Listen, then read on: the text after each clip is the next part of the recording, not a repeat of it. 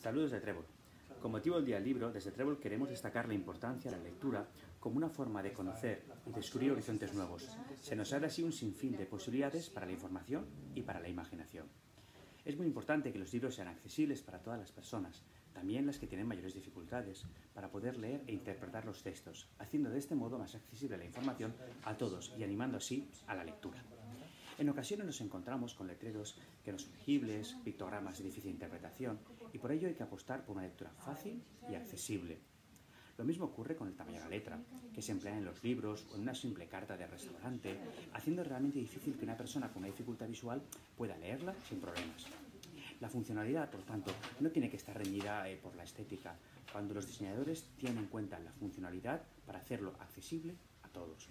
Desde Trébol queremos potenciar la lectura, y por este motivo, desde nuestra tienda solidaria Trébol, ponemos muchos títulos interesantes a precios económicos. Lectura fácil y lectura solidaria. Lee y regala libros en Trébol.